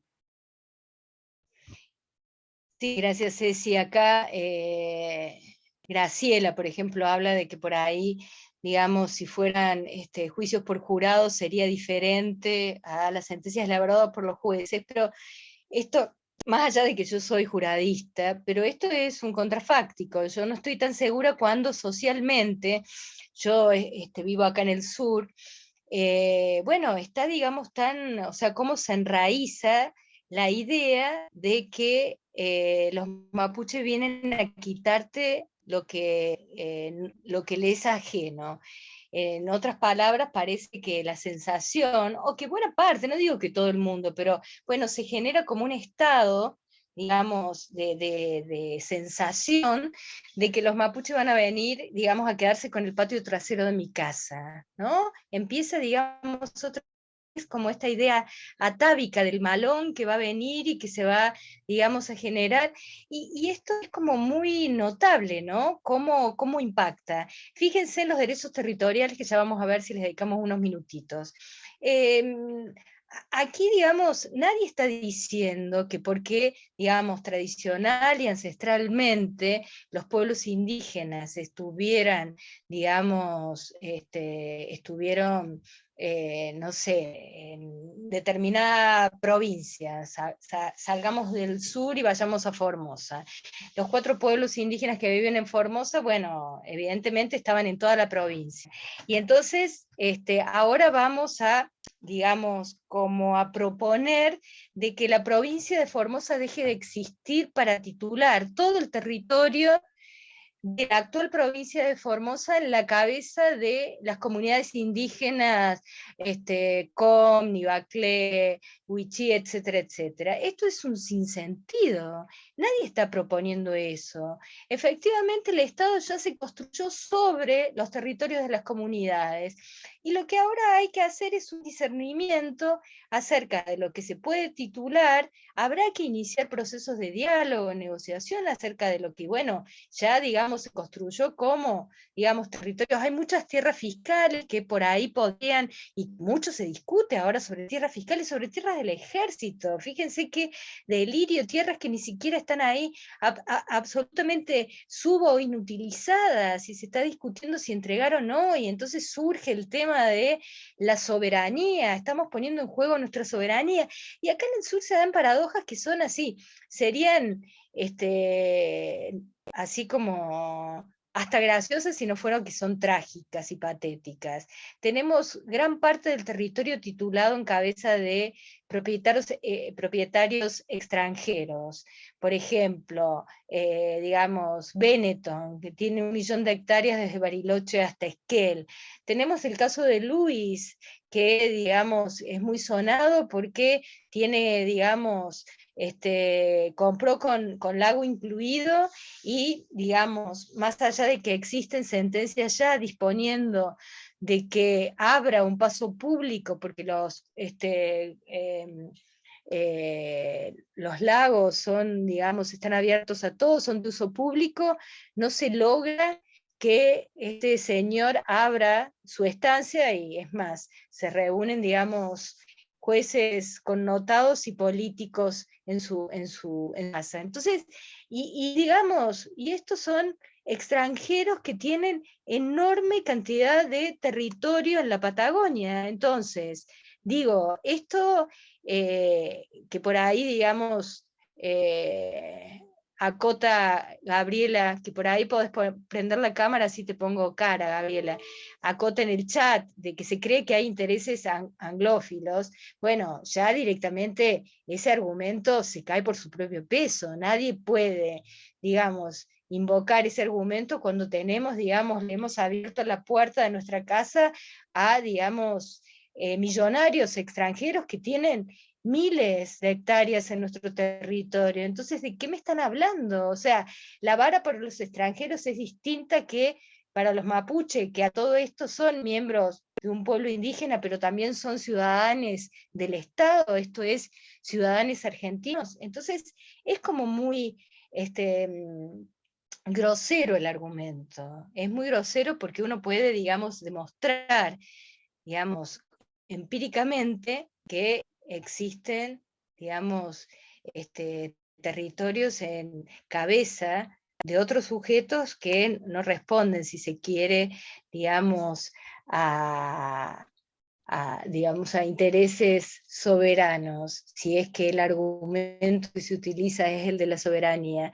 Y acá hay una cuestión también que está muy mal encarada, pero que yo creo que es profundamente malintencionada. Si ustedes me preguntan por eso, yo dejo de lado el argumento de la ignorancia para decir acá hay, en todo caso, un desconocimiento, digamos, fraguado, digamos, construido, un desconocimiento que es funcional, digamos, a la explotación de los recursos naturales. No puedo no tener esta conclusión, porque si no, uno, digamos, claramente puede rebatir cada uno de los argumentos que hoy se despliegan para desconocer los derechos de los pueblos indígenas. Esto de que la soberanía estatal está en juego. Digamos, hace mucho que venimos discutiendo en teoría política nuevas formas de Estado, nuevas formas de modelos de Estado que puedan, digamos, generar pactos entre pueblos, y esto no significa perder la soberanía, sino en todo caso compartirla en el marco del derecho a la libre determinación y el derecho a la autonomía de los pueblos indígenas. Esto, digamos, no es algo que no esté siendo discutido ya hace mucho en la literatura, no existe una incompatibilidad lógica entre soberanía del Estado y derechos a la libre determinación y la autonomía de los pueblos indígenas. ¿Me explico? Yo estoy tratando, digamos, de rebatir uno por uno los argumentos que son en general mayormente expuestos y en, digamos, los últimos meses, los últimos años, que hacen que el tema indígena se haya convertido en un tema tan sensible, tan ríspido, tan árido, que uno no puede hablar del tema indígena porque ya, digamos, propios y ajenos, y ahí sí, digamos, no quienes deciden, por eso yo, digamos, matizo, yo, digamos, si bien desconfío de esta suerte de ignorancia de los operadores de justicia, porque creo que es una, insisto, una ignorancia construida en todo caso, sí creo que a nivel, digamos, social hay mucha ignorancia, y que en realidad hasta, digamos, aquellos que medios de comunicación, que son quienes pueden, digamos, como difundir determinadas ideas, ni siquiera, digamos, la gente de más avanzada o más progre, no sé cómo ya qué término utilizar en estos tiempos de términos tan bastardeados, ni siquiera esa gente se toma en serio el tema de los derechos indígenas. Y esto también se los digo con conocimiento de causa, porque recuerdo que en 2017, cuando fue el asesinato de Rafael Nahuel en la Quenguinculmapu, en el lago Mascardi, cuando fue la desaparición y después muerte de Santiago Maldonado, que bueno, todos los medios de comunicación estuvieron como un par de meses, digamos, con el ojo puesto en los conflictos indígenas, hasta los periodistas, como que uno diría más amigos, más cercanos, o ideológicamente más cercanos, no abordaban bien el tema porque no se detenían un minuto a tratar de reflexionar qué significaba esta recuperación del territorio, qué significaba esta reivindicación del territorio, qué significa que las comunidades y pueblos indígenas digan que su identidad se construye en base al territorio, que sin territorio no hay identidad indígena. Todas estas cuestiones no son, digamos, como cliché, como lugares comunes, sino que hay mucho para reflexionar sobre cada uno de de estas frases. Y entonces hay que entender cuál es el tipo de demanda, por qué estos derechos, por qué se reivindica estos derechos. Y creo realmente que esto es lo que no hay ningún tipo de voluntad, no solamente política, sino tampoco social, de profundizar un poco más acerca de lo que se está reivindicando. Y cuando llega esto, se judicializa, llega a ser judicial, después todo se empobrece, después todo se estereotipa, después todo tiene que entrar en un escrito, en un formulario, con cierta, digamos, como en un formato, y entonces no hay como posibilidad de desplegar los argumentos. Otro argumento que se discute enormemente, y que también se discute acá en el sur, lo de Maputrucho. Esto de decir otra vez, no, esto dice, se dice que es mapuche, pero no lo es. Se dice que es mapuche, y acá empezamos con los derechos de identidad, porque en realidad se quiere quedar con territorio. Y entonces, y esto, digamos, es como también notable, porque ¿cuál es, digamos, la medida de ser mapuche? ¿Qué debería tener un individuo para ser indígena? O sea, porque incluso se ha llegado a debatir si, digamos, si usan celular o no, esto los haría más o menos indios, si usan determinada ropa, o si es como em, me deja perpleja en realidad cuando se extienden o se despliegan este tipo de argumento. Cuando en realidad hace muchos años que se ha zanjado esta discusión, que se afirma desde, digamos, los saberes antropológicos de que la identidad es también una cuestión autopercibida y quien se perciba indígena lo es, y que hay una recuperación de identidad permanente, que esto es muy dinámico y que esto no es casual, porque al menos hoy, digamos, ya está, digamos, no digo que está saldado para nada, pero me parece que hay una recuperación de lo que es ser indígena. ¿En qué sentido? En que hay una conciencia más desplegada dentro de las comunidades indígenas de que es valioso ser indígena y que hay que reivindicar la identidad indígena. Antes se escondía, y esto se veía mucho en los censos también, el de decir, bueno, no voy a decir que soy indígena, porque si esto va a servir para que me ninguneen, para que me maltraten, para que me discriminen, entonces mejor no digo que soy indio. Entonces, ahora, digamos, con el paso del tiempo, con la reforma constitucional, con tener, digamos, mayores herramientas jurídicas, con, digamos, haberse acrecentado el litigio, ¿por qué no decirlo? Digamos, ya hay más, digamos, como elementos para que la gente sienta, digamos, como orgullo de ser indígena. Hay una recuperación de esto, de la dignidad del ser indígena.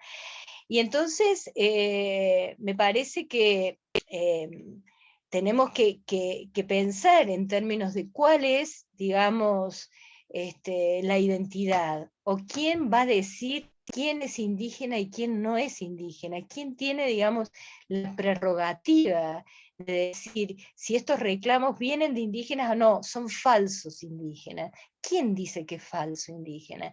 Y entonces creo que también hay mucho que alegar, mucho que invocar, muchos argumentos para desplegar alrededor del derecho a la identidad. ¿Alguien quiere decir algo? ¿Preguntar? Hola, ¿se me escucha? Hola Samantha, sí, te escuchamos. ¿Cómo estás? Bueno, soy Samantha y soy abogada indígena, de acá de Jujuy les hablo. Y sí, la verdad que estoy de acuerdo con lo que decís, Silvina, en relación a que hay un miedo cuando un juez o una jueza recibe una demanda indígena por este tema de la soberanía, ¿no? Que se siente como que uno va a tensionar o va a destrozar la soberanía nacional. Y otro tema que también estaba notando es el tema del bien común o interés general en relación a las obras que se cuestionan. Es un argumento ahora que escuché bueno, que leí hace poco en una rechazo de una medida cautelar que estamos llevando a cabo, y es como el bien común de una obra cuando en realidad no se hizo la consulta y tampoco se hizo un procedimiento de estudio de impacto ambiental. Entonces, y en esa, bueno, ahora que estamos hablando sobre litigación y estamos en este curso donde hay compañeros litigantes y compañeras litigantes, yo me adhiero a la postura que es como muy difícil poder argumentar todo lo que hay para argumentar y mostrar a la jueza en una demanda de derecho indígena. En este caso, por ejemplo, en un caso que estamos llevando, la comunidad me indicó, me dio la historia de la comunidad para que la preexistencia del Estado argentino, la nación Tilcara, toda una descripción hermosa de su historia, y aunque no tenga personalidad jurídica por cuestión de omisión, discriminación del Estado provincial, bueno, justamente para que tenga legitimidad activa, ¿no? Y a pesar de eso fue totalmente cuestionada la legitimidad. Hemos citado jurisprudencia de la Corte, pero esa interrelación entre los derechos, identidad, territorio. Sin embargo, todo es interés general, bien común, que la obra continúe. Entonces es sumamente difícil, la verdad que sí es muy difícil litigar, pero bueno, yo también tengo la postura de que hay que seguir sí o sí. Otra cosa que también veo es que, en el caso de Jujuy, donde yo estoy, es la división que genera el Estado en las comunidades. Y también con esto de la personalidad jurídica, que hay acá en Jujuy hay como 400 personalidades jurídicas actualmente, y el Estado elige a qué comunidades darle. Y justamente incide en el territorio con, por ejemplo, la minería y con todo el tema de que sí, obviamente hay necesidad económica, sobre todo en regiones como la Puna y la Quebrada. Entonces, claro, una comunidad, poner que da consentimiento, que yo lo cuestiono porque esas actas que se firman no son consentimiento en términos del convenio, y luego la comunidad que se siente afectada, que va a afectar, o sea, que dice que no quiero que se haga bien la consulta, o realmente no quiero, directamente voy a decir que no, entonces no quiero que me hagan la consulta, porque acá en Jujuy la interpretación es que no es vinculante, entonces directamente ni quiero gastar tiempo en hacerlo. Entonces, ¿qué pasa? Se divide la comunidad, el Estado va a dar la personalidad jurídica a una comunidad, y a la que se opone a estos proyectos no le da la personalidad. Entonces, hay una cuestión de ahí, ¿no? De que hay tanta división, que es también, digo, para el abogado o la abogada que está llevando a cabo el caso, acompañando, es muy difícil porque uno no quiere que se fomente esa división en comunidades, porque es justamente como también dar como paso al Estado, ¿no? En esta división política que genera. Pero bueno, esos son quizás mis comentarios que puedo decir sobre la consulta. Acá en Jujuy nada se consulta, nada.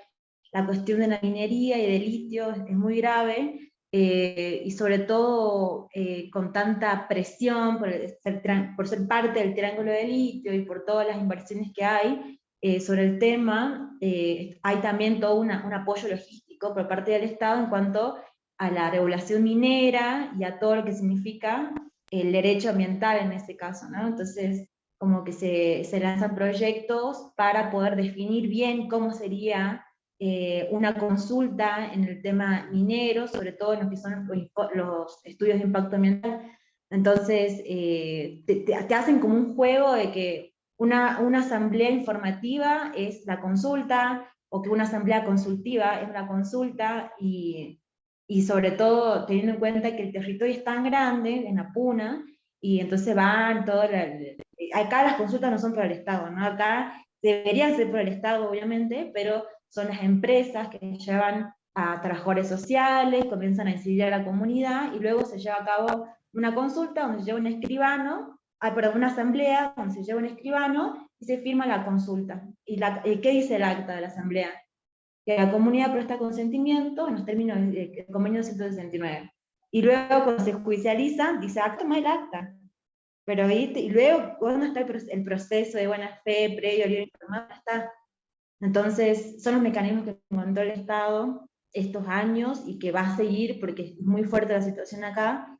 Y bueno, sí, es muy difícil y creo que el tema de argumentación es algo muy esencial, que quizás como también como aquellas personas, aquellos abogados y abogadas que quieran o que estén haciendo el tema de derecho indígena, capaz que también lo compartan, pero sobre todo por encontrar esos argumentos de soberanía nacional o interés de bien común. ¿Cómo puede ser, dice, que usted le pidan la suspensión de un camino, ¿viste? Y es como, pero todo lo que te aporté en la demanda, la jurisprudencia, las pruebas, todo lo que hizo la comunidad, no, pero de interés común, y ni siquiera con informe de impacto ambiental previo. Entonces, es bastante grave, bastante complejo, pero bueno.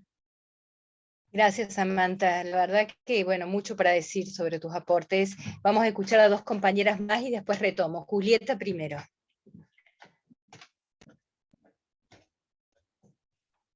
Gracias, buenas tardes a todos. Bueno, buenísimo, Silvi, todo lo que has estado comentando. No concuerdo con vos en esto de que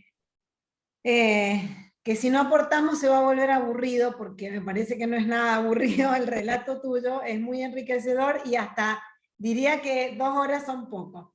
Después, respecto a lo que comentabas, hay otra cosa en la que no estoy de acuerdo que tiene que ver con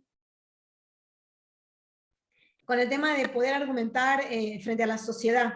¿Por qué? Porque nosotros corremos con una desventaja que entiendo yo que es totalmente insalvable, que es que los grandes medios de comunicación están pagados por estas grandes empresas, que son las operadoras del saqueo. Hablamos acá, más allá de los distintos derechos humanos vulnerados, de distintas integrantes de la sociedad, es que el interés que hay detrás, entiendo yo, para vulnerar tanto los derechos indígenas como los derechos de la ciudadanía en general, sobre todo hablando de minorías, ya sea minoría en cantidad de personas, como minoría en fuerza, ¿no? de posibilidades de hacer frente, siempre es no se opongan al modelo de saqueo, porque la cuestión acá es que todo Latinoamérica es una tierra, un territorio de sacrificio.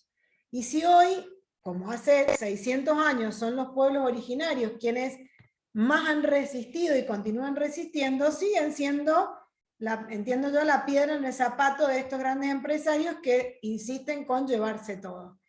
Entonces, el tema de poder discutirlo frente a la sociedad, que entiendo que sí hay un montón de desconocimiento, a mí como a todos se nos pone los pelos de punta y nos colgamos del techo cada vez que escuchamos a una persona cualquiera decir que los mapuches son chilenos, ese tipo de cuestiones, pero no podemos hacer frente a eso. No podemos porque realmente los medios de comunicación tienen un poder económico tan avasallador y se meten por todos lados, y ahora hasta tenemos trolls en los grupos, en las redes sociales, o sea, es imposible. Ahora, lo que sí creo que podemos y debemos, y que me resulta sumamente preocupante dentro del grupo en el que estamos en esta clase, es lo otro que sí decías vos y que lo decía Matías respecto a la total falta de capacitación, y una falta de capacitación a propósito, adrede y totalmente descarada de operadores jurídicos, principalmente jueces. Porque vos bien lo decías, hace 20 años que está el convenio, no puede nadie venir a decir hoy que frente a un reclamo de territorio de un pueblo originario que hace miles de años que está en el lugar, va a valer más, que es lo que hablábamos en la clase anterior, un título de propiedad encima conseguido de forma espuria, como es el título de propiedad de Lewis. Entonces, lo que sí creo es que nosotros como operadores del derecho, como abogados, todes, no solamente litigantes, quienes están en la academia, en los puestos, trabajando para el Estado, fuera, tenemos que seguir insistiendo en que es obligatoria la capacitación, y que si no se capacitaron tenemos que empezar a denunciar. Esto lo hago un parangón con la situación de la ley Micaela, que a pesar de que hace 5 años que está vigente, seguimos encontrando con fallos terroríficos de misoginia, y que de a poco vamos empezando a denunciar a esos jueces que no aplican la perspectiva de género. Bueno, en esto es lo mismo, y con más razón porque lleva más tiempo de reconocido. Entonces me parece que tenemos que empezar a acostumbrarnos a denunciar, a hacer público y hasta escrachar a los jueces que vienen a tener estos fallos que son terroríficos, como los que decía Samantha, y bueno, empezar a reclamarles que ocupen su lugar, y no decirles, ay, por favor, capacítense. No, empecemos a hacer denuncias, empecemos a pedir jury, empecemos a pedir juicios políticos. Por supuesto que es como ella decía también, Samantha, que tenemos que tener un laburo nuestro para poder presentar un buen caso cada vez que queramos sacarnos de encima a uno de estos tantos jueces que son, si no todos, casi todos, que aplican tan mal el derecho, ¿no? Gracias, Julieta. La verdad que también, mucho para comentar. Le escuchemos a Ñushpi, y si pronuncié bien, y después retomo. Sí, te escuchamos. Hola, ¿ahí se me escucha? Sí, perfecto. Ah, bueno. Bueno, primero, gracias por la participación, porque bueno, entré un poco tarde, la verdad, no pude estar desde el inicio de la conversa. Siempre coincido con Juli, que siempre es un placer escucharte, Silvina, tanto desde lo personal como en la parte de estudiante, digo, de abogacía, pero también como indígena, digo, ¿no? Esas batallas que a uno como que nos acostumbran un poco a que nos creamos que somos un grano en el arenal, ¿no? Y personas como vos, Silvi, y como muchos y muchas que desde hace muchos años llevan banderas complejas, difíciles, hacen que a uno, tanto en lo personal, yo soy indígena, tengo a mi papá quechua, a mi mamá colla, soy una profesional que se encara la profesión desde los derechos humanos y claramente desde mi parte indígena. Siempre es importante reivindicar porque ustedes hacen que a uno le den ganas, aun cuando el panorama, como vemos, sigue siendo bastante complejo. Solo acotar como en algunas cosas que me ha pasado en lo personal, pero también justo escuchando a otros compañeros y compañeras. Además, yo actualmente soy parte de una organización de la sociedad civil de acá de Mendoza que se llama SUMEC, y estamos pudiendo generar como espacios de capacitación, de charla, y justo hablaron, ¿no?, de esto, de cómo no solamente la batalla es con el arco judicial o el político, sino también el mediático, claramente. Uno, a vos te debe pasar, Silvi, como a varios de nuestros compañeros que tal vez están ahora, que vos te das cuenta en 3 segundos cuando te empiezan a hacer una pregunta y tal vez te hablan como, te empiezan a meter ahí algo que vos decís es igual a lo que dice tal periodista o es igual a lo que dice tal medio de comunicación. Y si hay algo que estoy viendo y entendiendo cómo arrancar, digo, es de una premisa que yo me acuerdo cuando hablábamos, seguramente recordarás, del Eulogio. Él siempre hablaba, el Eulogio Frites, de arrancar por la base, ¿no? Derecho a la libre determinación de los pueblos o autorreconocimiento, el derecho a la autoidentificación, que cuando los planteás, digo, generás el escenario madre como para entender esto que vos decías de todo lo que tiene que ver con el conjunto de derechos que abren estos para mí como bases o pilares a nuestro derecho de los pueblos indígenas.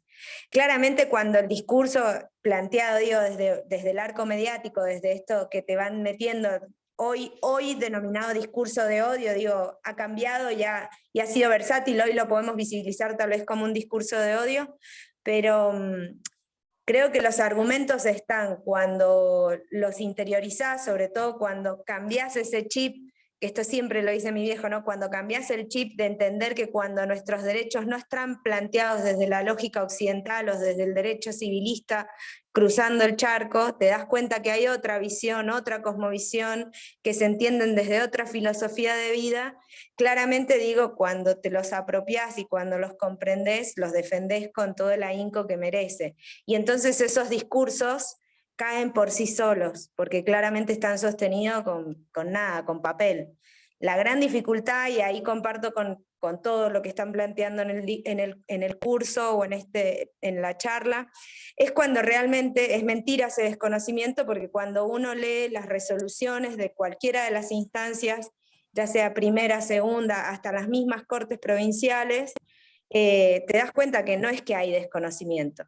Y muy por el contrario, encuentran la manera en que tergiversan totalmente las naturalezas jurídicas de nuestros derechos. Acá en Mendoza pasa que de repente las comunidades sí o sí tienen derecho una vez que tienen la personería jurídica, algo que rompe absolutamente con la manda constitucional. Después pasa que, bueno, tienen la personería jurídica, entonces ¿cuál es el argumento? Bueno, no tienen el relevamiento hecho de la 26.160. O, por ejemplo, lo que sucede acá con las audiencias públicas, volviendo al concepto del derecho a la consulta previa, libre e informada. Te garantizamos que estamos cumpliendo con el derecho porque la audiencia pública está hecha y vos podés participar cuando sabemos que son naturalezas jurídicas completamente distintas. Entonces yo creo que ahí está un poco como también el desafío, porque creo que están las herramientas, lo que pasa es que están nosotros y nosotras encontrar la manera de rebatir estos poderes, digo, un miembro de la Corte Suprema o de la Corte Provincial claramente tiene mayor poder hoy que un abogado o abogada que litiga. Ahí creo que comparto en que ahí creo que está como el mayor desafío de estos espacios de poder, porque yo no sentencio, sentencian los jueces o las juezas. Y lo último que cierro, que me pasó ahora de estar compartiendo conversación con hermanos y hermanas, es ver el tema de la capacitación a los operarios y operarias de la justicia, porque justamente con lo que está pasando, incluso con la misma ley Micaela, es que hay que ver si realmente esta es una de las herramientas, o tal vez, como dice Juli, no es necesario generar una norma que obligue a capacitarse. Tienen que capacitar, les guste o no les guste, porque es derecho vigente y se aplica en Argentina. Entonces, bueno, si hay que hacer jury y enjuiciamiento se hace, creo que tal vez habría que ver otros mecanismos, porque también pasa con los hermanos y hermanas que te dicen, ¿para qué los vamos a capacitar si aún no le dan bola ni siquiera lo que está obligatorio? ¿Cómo le van a dar bola si hacen lo que quieren? Entonces, compartir un poco esas experiencias tanto locales como de conversación, y creo que el mayor desafío no es el reconocimiento, sino la aplicación propia de los derechos. Reconocidos están desde hace más de 30 años, el tema es aplicarlos. Pero bueno, muchísimas gracias, súper interesante como siempre, y remarcar la necesidad de Silvinas sin ningún lugar a dudas, porque nada, sos en muchos y en muchas una persona de mucha referencia e importancia, así que gracias por eso, Silvina. Bueno, muchas gracias, Ñuspi, y la verdad que bueno, que es súper interesante los aportes, por eso insisto tanto en el intercambio, porque uno aprende un montón poniendo en común experiencias y bueno, y cuestiones que nos pasan en nuestro, digamos, quehacer profesional. Y retomo con lo de capacitación, porque realmente que es cierto lo que me decía Mati, que me dedico por ahí, cuando me dan bola a capacitar a jueces, fiscales, y me doy cuenta de que hay una resistencia, no digo que sea, o sea, que sea la regla, porque no quiero ser injusta, pero también estoy diciendo una cosa hoy y mañana van y hacen exactamente lo contrario en su desarrollo profesional como juez, como fiscal. Entonces digo, bueno, o yo no fui lo suficientemente clara o en realidad hay como un sí, y entonces muchas veces me pregunto, ¿será que tengo que aceptar capacitar para que se laven la cara y digan, uy, acá desde tal Ministerio Público organizamos un curso, desde tal escuela judicial organizamos tal otro sobre derechos indígenas, y esto no sea una lavada de cara para después decir nos hemos capacitado y seguimos haciendo lo que venimos haciendo desde siempre? Entonces, a mí, yo les confieso, me genera como un dilema ético, ¿no?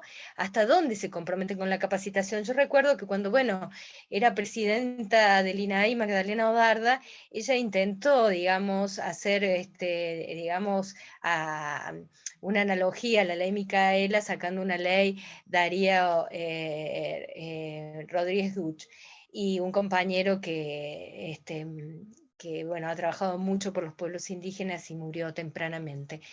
Y bueno, y la verdad es que, bueno, tampoco hay una recepción, así como celebramos y afortunadamente se pudo sacar la ley Micaela.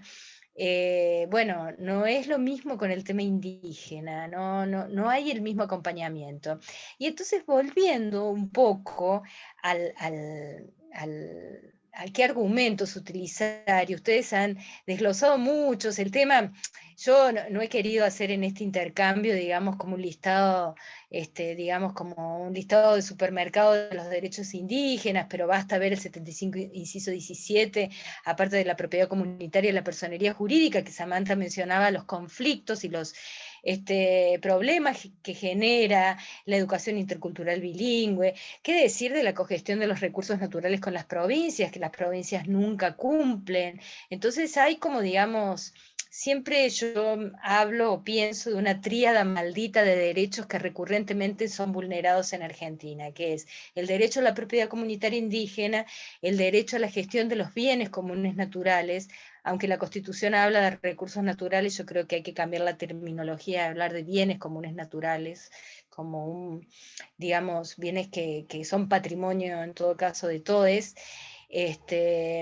Y el derecho a la consulta y el consentimiento previo, libre e informado. Son los tres derechos que recurrentemente se vulneran. Y entonces, en esto de cómo litigar y utilizar argumentos, ustedes acercaban, digamos, a este guiso algunos otros ingredientes, pero a mí hay uno que realmente me preocupa siempre, porque lo leo habitualmente en la sentencia, de que desconocen los derechos indígenas con el argumento de la igualdad ante la ley. Seguramente ustedes me podrán coincidir de que muchas veces utilizan el argumento de la igualdad precisamente para no aplicar un derecho que le corresponde a una comunidad indígena. Y entonces entender que la igualdad ante la ley está mal, digamos, significada, mal entendida, mal comprendida, mal definida, y que la igualdad lleva de la mano la diferencia. Entonces tenemos que insistir mucho en resignificar la igualdad y hablar no solamente de la igualdad entre individuos, sino de la igualdad entre pueblos, porque acá Michelle dice igualdad para los iguales. Sí, hay mucho debate, mucha cosa escrita sobre igualdad, pero yo quiero incorporarle la dimensión colectiva y también hablar de la igualdad entre pueblos y rebatir este argumento horrible que cada vez que lo leo, porque lo sigo leyendo y digo, qué equivocados o qué malintencionados utilizar el argumento de la igualdad ante la ley para no reconocer derechos indígenas que están vigentes y que están positivizados y que están, digamos, en los instrumentos y que los puedo citar. Entonces, me parece que hay que, digamos, utilizar mucho el argumento de la igualdad bien entendida y utilizar también mucho en términos de litigio, digamos, el material que nos provee las sentencias de la Corte Interamericana, porque realmente tienen cuestiones como muy jugosas. Entre ellos, bueno, un caso como, digamos, comentaba Ceci, de este caso de Saramaca que yo les comentaba en la consulta, que es un quinto caso de consentimiento previo, libre e informado, que es esto, creación pretoriana, diríamos, en derecho, esto de que los creó el juez y que no estaban ni en el convenio ni en las declaraciones. Y también tienen un concepto muy robusto y muy interesante de propiedad comunal. La Corte ha ido, digamos, desplegando esos elementos y, digamos, hay que poner toda la carne en el asador cuando uno, digamos, confronta con, digamos, el concepto de los derechos territoriales. Entender esto de la identidad construida en el territorio, pero también entender los elementos espirituales de la naturaleza, digamos, la conexión con el territorio. Está bien, un montón de veces esto ya se usa y un montón de veces igual nos dan un palo por la cabeza, pero de lo que se trata es de la constancia, no de desanimarse, porque no tiene ningún sentido juntarnos a hacer catarsis, sino ver un poco de los intersticios del sistema, ver por dónde uno se puede colar, y porque también hay que decirlo, uno puede encontrar a la vuelta de la esquina algún operador sensible que toma el argumento y que puede sacar una decisión interesante que vaya generando jurisprudencia. Nosotros tenemos, digamos, la dificultad de que tenemos una doctrina austera, porque los constitucionalistas, digámoslo con todas las letras, le han dado poca bola al 75 inciso 17, y entonces hay veces que uno extraña tener más letra para invocar, y tenemos esta jurisprudencia dispar. Pero yo creo que hay un caminito que se va haciendo. La otra cuestión que me parece interesante para discutir es dónde debemos litigar. Sí, en la justicia local hay veces que, bueno, está bien, para litigar en organismos internacionales hay que, digamos, concluir la vía interna, pero hay veces que se concluye más rapidito de lo que sería deseable o no. Yo creo que hay que dar el litigio en todos los escenarios posibles. Me parece que cada caso, ustedes lo saben mejor que yo, que litigan todos los días, es un mundo, y en el tema de pueblos indígenas hay que ver el contexto político, y creo que hay que analizar, digamos, si por dónde uno le mete. Muchas veces uno le ha intentado sortear la justicia provincial para tratar de llevarlo a la competencia federal.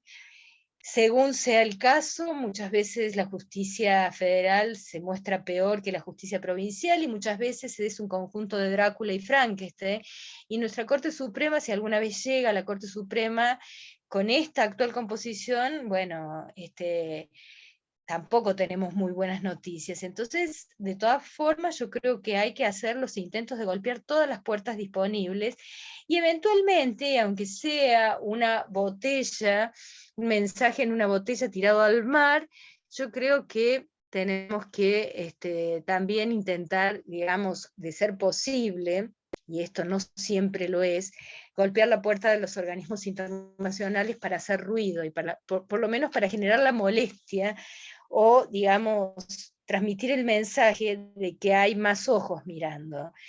Yo creo que hay que ir viendo, digamos, el contexto y el caso. También es cierto de que nuestras provincias también son muy disímiles, y no es lo mismo litigar en Neuquén que litigar en Córdoba, o en Formosa, o en Salta, o en Jujuy, en fin, uno tiene que ver, digamos, la estrategia, digamos, debe ser construida en función de los actores que están en ese momento en el territorio. Y también hay una cuestión muy debatible, porque los tiempos de los abogados muchas veces no coinciden con los tiempos de las comunidades. Y esto es una dificultad, porque el proceso judicial tiene sus cuestiones, digamos, como muy preestablecidas. Uno tiene que presentar un escrito si no se vence, y muchas veces no existe el mandato claro de la comunidad, pero yo creo que hay que ir discutiendo las estrategias judiciales con los afectados, más allá de las dificultades de esto. No es fácil, y ustedes, los que son abogados de comunidades indígenas, saben que no es fácil ser abogado o abogada de una comunidad, porque también hay veces que no existen, digamos, acuerdos internos. También es cierto, y esto lo destacó claramente Samantha, hay veces que el Estado, digamos, se mete, es el diablo que mete la cola para fragmentar las comunidades. Hay muchas comunidades, bueno, en todos lados se cuecen habas, nosotros tenemos también muchas diferencias en nuestro mundo. ¿Por qué no el mundo indígena no tener sus propias diferencias? Porque muchas veces se resalta esto como si fuera un defecto, y en realidad es parte también de la dinámica política. Entonces esto, digamos, hay que ir analizando caso por caso. Lo que sí quiero, digamos, como para ir cerrando, es como... ¿qué creo yo?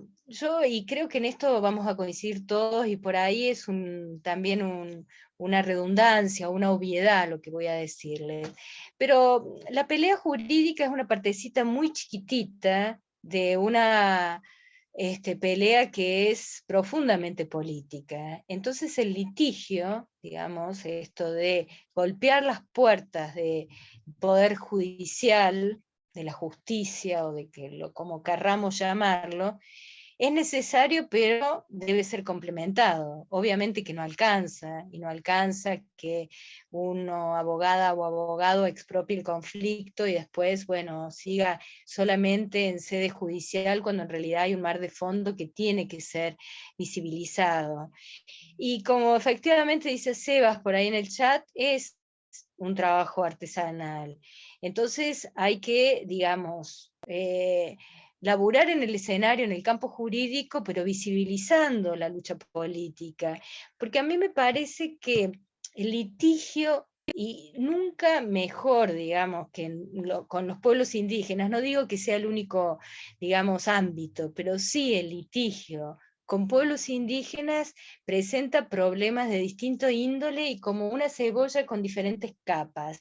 Presenta problemas conceptuales, presenta problemas políticos, presenta problemas jurídicos, obviamente, pero presenta problemas ideológicos también. Y esto es claro, y yo creo que hay que transparentarlo, y creo que hay que construir los argumentos conociendo la complejidad. Y me parece que, bueno, que esto tiene que, por eso, ser acciones que sean simultáneas, que no son excluyentes, que no se solapan, sino que tienen que ir, digamos, a un mismo objetivo. Yo creo también que esto es David contra Goliat, y yo por supuesto que creo, sin ser, digamos, una pesimista, sino en todo caso una escéptica esperanzada, que, digamos, tiene que correr mucha agua bajo el puente todavía hasta que construyamos este tan ansiado, mentado Estado plurinacional, intercultural, igualitario, inclusivo, interespecie.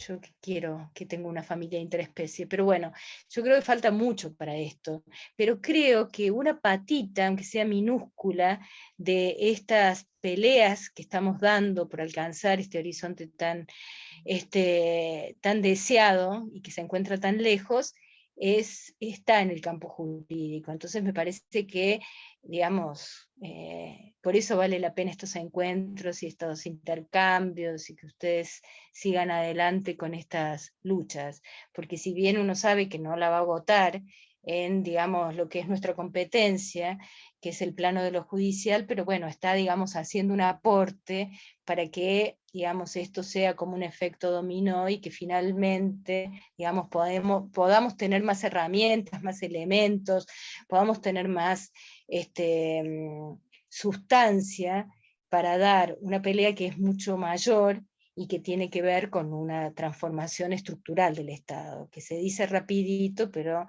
sabrán que no es soplar y hacer botellas. Entonces, bueno, de esto se trataba, digamos, este intercambio. Habría mucho para decir sobre cada uno de los temas, podría hablar mucho de personería jurídica y de los conflictos jurídicos que ha generado, digamos, el tenerla o no tenerla. Podríamos hablar mucho de la ley de propiedad comunitaria indígena que está en el Parlamento y que no se discute nunca y que pierde estado parlamentario y que vuelve, digamos, a no discutirse y así sucesivamente. Podríamos hablar de la ley de emergencia y de las dificultades de obtener la titulación efectiva. En fin, hay, digamos, muchísimo que decir sobre los derechos de los pueblos indígenas. Solamente pretendía, y no más que esto, digamos, problematizar algunas cuestiones, acercarle otras para quienes no lo conozcan, y decirles algunos caminitos o algunas miguitas de pan que uno podría seguir para llegar en algún momento a buen puerto. Les agradezco un montón que hayan estado ahí escuchándome y todas las intervenciones y los aportes. Muchísimas gracias. Muchísimas gracias, Silvina, y bueno, y a todos y a todas por participar. Así que bueno, los esperamos la semana que viene en el 8º encuentro, así que les estaremos enviando el link durante la semana. Así que bueno, espero que tengan un buen fin de. Chao, hasta luego. Chao, gracias, buen fin de.